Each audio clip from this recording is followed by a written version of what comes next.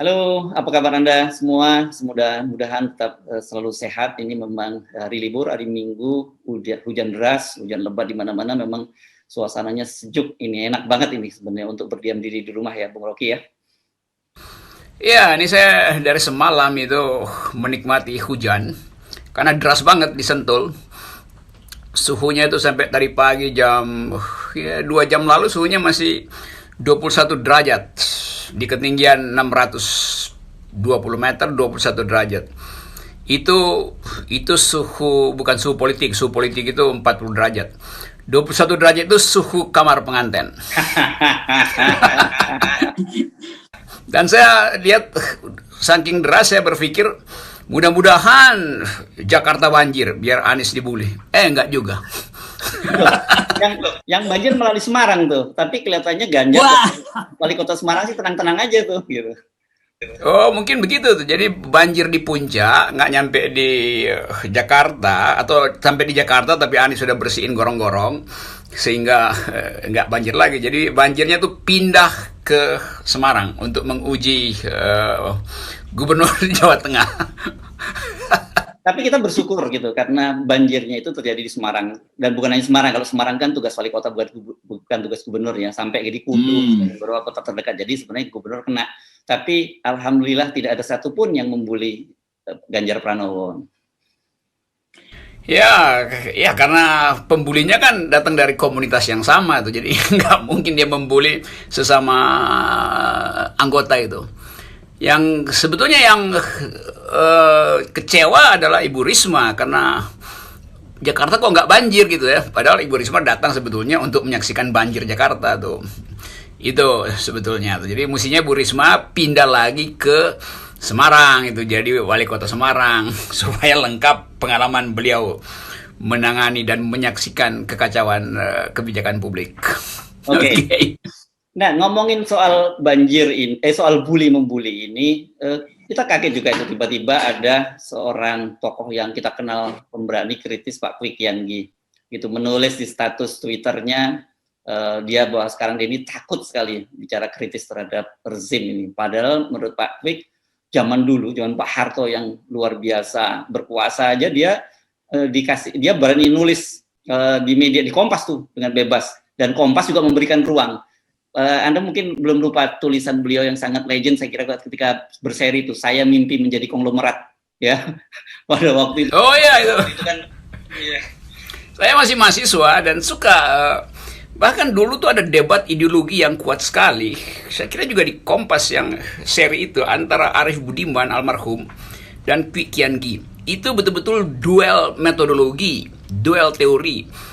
Arif waktu itu baru pulang dari Amerika, dari Harvard, studi tentang sosialisme, datang dengan gagasan kiri.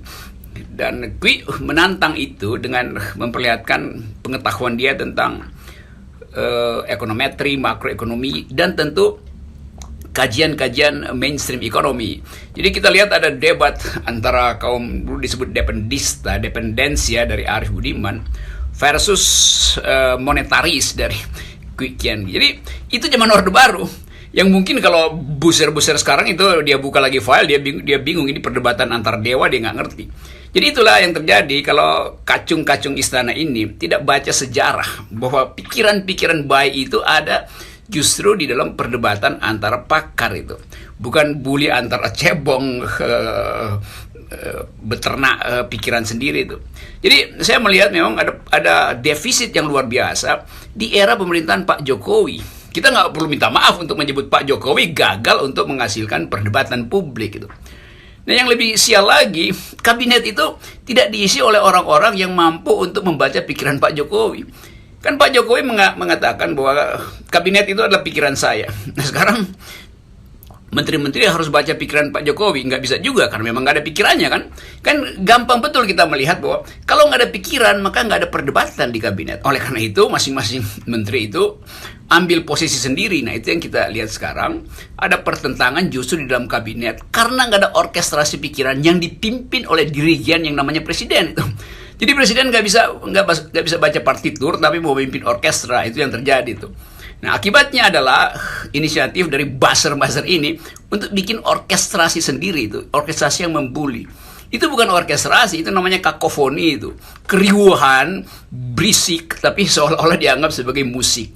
Inilah ini buser-buser dungu ini nggak bisa bedain antara harmoni dan kakofoni. Itu teori musik begitu. Nih saya udah jadi dosen lagi nih, karena selalu diajak berpikir oleh Herr Subenow point of view. Oke, Bung Rocky. Okay. Kan kita tadi coba bayangkan ada orang yang sepemberani, kita sebutnya gitu ya. Orang kalau zaman Pak Harto berani kritik Pak Harto itu kan terbuka, itu kan orang pemberani itu. Nyalinya double. Kalau sekarang itu ketakutan itu kan luar biasa. Dan yang ketakutan semacam itu ternyata bukan hanya Pak Kwik. Pernah Pak teman kita Sujiwo Tejo juga pernah menyampaikan begitu, dia sekarang nggak berani gitu. Dan kemudian kemarin juga Bu Susi yang sangat kritis, sekarang mulai kritis gitu, dan dia juga kemudian memberikan komen ke Pak Kwik, I'm with Pak Kwik gitu, menyebutkan gitu. Dia pun dibully habis dan disebut kadrun. Ini jadi lucu nih. Dan kemudian karena dia membela Anies, dibikin singkatan yang dari sisi bahasa Jawa itu kasar sekali. Anies Susi itu disingkatnya ASU. Mohon maaf saya menggunakan kalimat ini ya. Ini muncul di media sosial kan gitu. Buset dah. Itulah karena kekurangan pikiran, lalu orang mencari cara untuk masuk di dalam percakapan dengan cara-cara yang slapstick itu. Artinya slapstick itu humor-humor yang dungu itu, yang sekedar mengolok-olok tubuh. Ini satu paket dengan olok-olok pada Natalius Pigai misalnya tuh.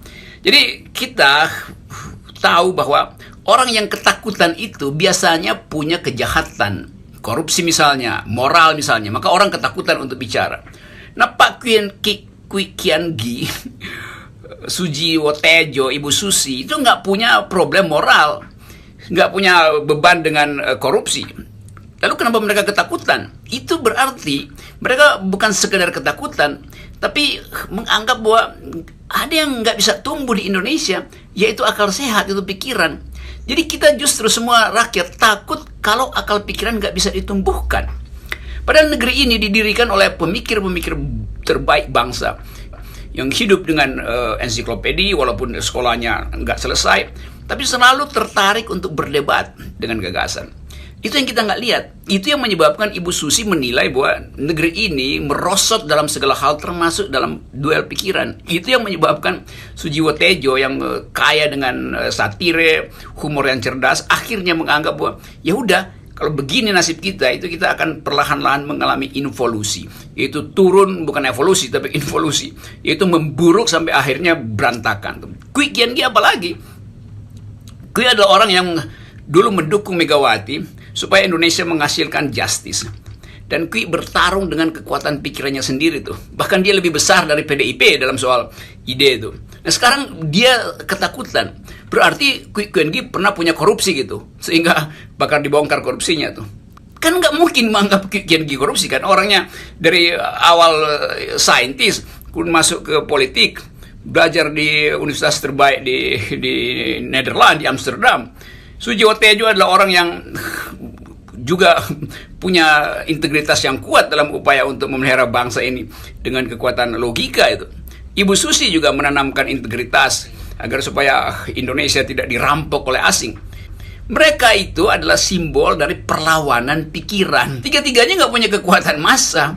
Lalu tiba-tiba dibully oleh massa, oleh massa dungu ini. Jadi kedunguan itu sebetulnya yang sedang berkuasa di Indonesia. Kalau ditanya siapa penguasa Indonesia, ya kedunguan. Itulah. Bayangkan orang seperti Susi yang punya tato, mengerokok, suka berdansa, gitu, tiba-tiba dia disebut kadrun. Nanti bayangkan dari mana logikanya. Selamat datang Bu Susi di dalam wilayah perkadrunan. Lama-lama nanti istilah kadrun itu dianggap sebagai, oh itu partai baru, partai oposisi namanya kadrun itu. Semua masuk di situ, FNN masuk di situ, Herr Subenow masuk di situ, segala macam gitu. Jadi ketidakmampuan. Jadi kita bayangkan bagaimana kita memparodikan sesuatu sehingga lama-lama bendera yang naik di seluruh provinsi itu adalah bendera cebong gitu kan. Karena cuma itu yang terlihat, yang lain nggak mau naik karena ketakutan gitu kan. Bendera Garuda nggak mau naik, bendera pikiran atau simbol-simbol yang menunjukkan kecerdasan nggak bisa digerek ke atas. Karena begitu digerek itu tiang benderanya itu digerogoti, digerayangi oleh cebong-cebong sehingga bendera nggak bisa digerek. Jadi mari kita menyanyi bersama, naikkan percebongan agar supaya negeri ini jatuh dalam kedunguan. Jadi soal-soal semacam ini yang saya kira harus dihentikan. Dan siapa yang mau hentikan? Ya oposisi yang mesti hentikan. Oposisi ada nggak di kekuasaan? Nggak ada. Oleh karena itu, ya mari lakukan dari luar itu. Dan ambil risiko, misalnya Tempo selalu ambil risiko. Saya lihat cover koran Tempo atau bagian yang dimemkan melalui koran Tempo itu mengolok-olok presiden itu sebagai orang yang kalah di ronde kedua itu. Ronde apa ronde kedua ini? Ronde pikiran. Berarti dari awal dia nggak punya pertahanan pikiran tuh. Kan politik itu adalah pertandingan tinju pikiran. Jadi kalau kalah di ronde kedua, artinya dari ronde pertama sebetulnya tidak ada persiapan pikiran. Harus. Ya, Bung Rocky. Nah, saya kira walaupun kita pagi ini tertawa-tawa, tapi sebenarnya kita ini mengingat ada hal yang sangat serius ya. Ketika dalam sebuah negara demokrasi, kemudian oposisi yang sudah mati suri karena memang sangat lemah di parlemen, dan kemudian kekuatan civil society, bahkan kekuatan civil society dari dalam, kan Pak Kwik bagaimana kita sebut orang dalam ya, orang PDIP pun itu sudah ketakutan, kan yang serius yang harus kita ingatkan ini, Bung Rocky. Ya betul, dan harusnya menteri-menteri yang datang dari komunitas akademis, kalau dari partai pendukung udahlah kita anggap itu sama aja, IQ-nya tuh sekolah 200. Tapi kan ada menteri-menteri yang datang dari kalangan profesional, ada Sri Mulyani, Erick Thohir, beberapa Nadiem segala macam, yang otaknya sebetulnya masih bisa dikuras sisa-sisa pertahanan otaknya tuh. Tapi kita bertanya, kenapa otak itu yang tinggal tersisa untuk memberi kritik pada di dalam atau saling menegur di antara mereka itu nggak terjadi? Atau mungkin Mahfud MD, kan Pak Mahfud bisa keluar dengan satu statement bahwa kita ingin merestorasi bangsa ini, restorasi itu istilah Nasdem, supaya tidak menghasilkan kedunguan. Karena itu hentikan membuli, silahkan saling membuli dengan pikiran, bukan dengan olok-olok itu kan. Jadi terpaksa itu saya mesti ulangi lagi pesan-pesan semacam itu. Kalau saya dari awal saya udah pastikan dari 3-4 tahun lalu bahwa ini rezim yang dikendalikan dari dalam kolam gitu. Dan mereka punya IQ yang sangat tinggi, yaitu 200, tapi rame-rame sekolam. Dan itu saya konsisten aja karena saya mau terangkan pembuktian itu hari ini juga makin terbukti dengan 3 teman kita yang dibully, Kianki, Ibu Susi, dan Sujiwo Tejo. Kalau saya mah udah nggak mau dibully, masa kita layani kedunguan gitu kira-kira. Harus tuh. Ya. Kalau Rocky Gerung dibully, terus akun Twitternya dihack dan sebagainya, orang nggak kaget lah gitu ya. Tapi kalau tiba-tiba Kwik Kiangi, terus kemudian Ibu Susi mendadak kadrun juga, saya kira ini berat. Sama dengan anehnya kalau Anda tiba-tiba mendadak cebong tuh, Bung Rocky. Padahal tiap kali saya jalan ke hutan, saya justru bercengkrama dengan cebong gitu, karena di mana-mana ada kodok itu. Tapi itu betul-betul kodok yang adaptif, yang fit and proper dengan lingkungannya, di hutan, di kolam, di kampung itu. Kalau kodok ada di pusat kekuasaan, itu artinya bertentangan dengan prinsip evolusi itu. Karena kodok tidak boleh berevolusi di dalam kekuasaan. Jadi itu hasilnya. Jadi udahlah, kita anggap aja ini rejim yang kekurangan pikiran, selalu memanfaatkan kedunguan untuk mempertahankan kekuasaan. Dan itu juga.